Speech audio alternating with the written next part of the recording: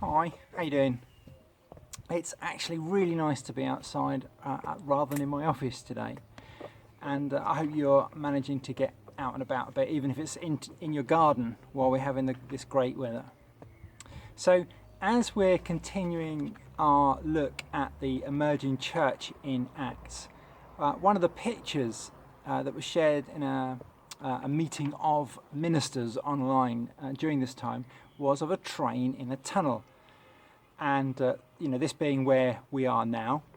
And then as we come out of the tunnel, we come into a new land. We enter into this new place, which was different from the other side of the tunnel, which is where we've been. So it's kind of not the same as before, and we have to kind of explore it and discover it and work out what it looks like in terms of church culture, in terms of how we're going to do things, and even how we are going to be amongst ourselves and with those that we share our community with. And I mentioned this in a previous talk, and I just wanted to say it as a reminder as we go into today's talk. And so alongside our look at Acts, we've had a couple of talks about the Israelites going into this promised land. But what does that look like? Or more importantly, how do we see it?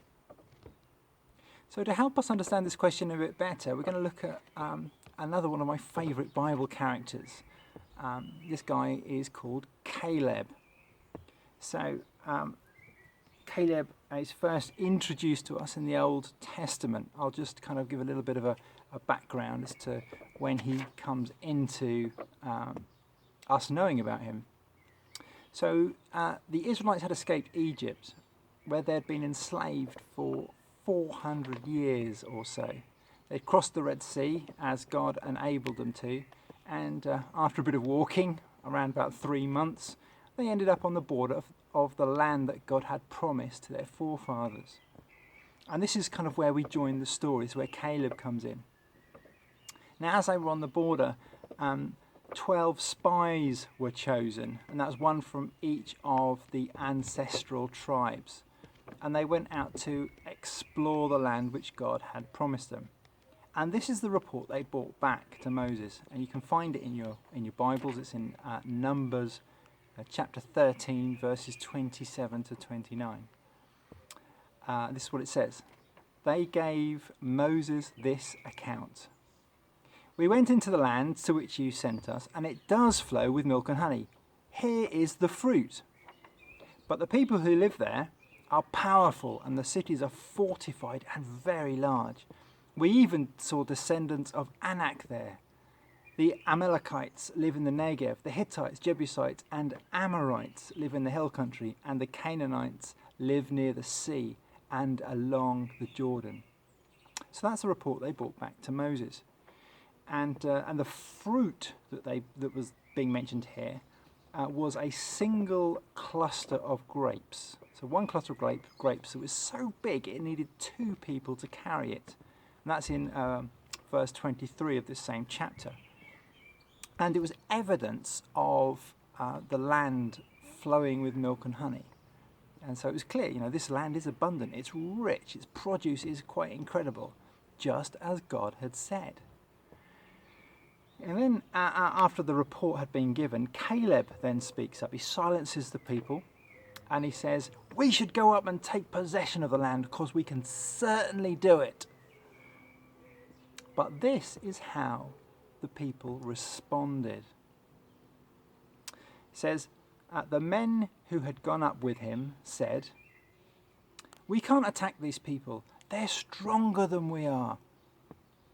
And they spread among the Israelites a bad report about the land they had explored. They said, the land we explored devours those living in it. All the people we saw there were of great size. We saw the Nephilim there. That's the descendants of Anak came from the Nephilim. We seemed like grasshoppers in our own eyes, and we looked the same to them. How much of that was true? How much of that was going on actually in their heads, and they just spoke it out? It's worth thinking about. And so the people's reaction to this news spread great unrest and fear amongst the Israelites, saying things like, "Our wives and children are going to be taken as plunder." But Moses, Aaron, and Joshua and Caleb tried to plead with them, saying that the Lord is with them and perfectly capable of sorting out these scary people. Yet the people still didn't listen. What was influencing them?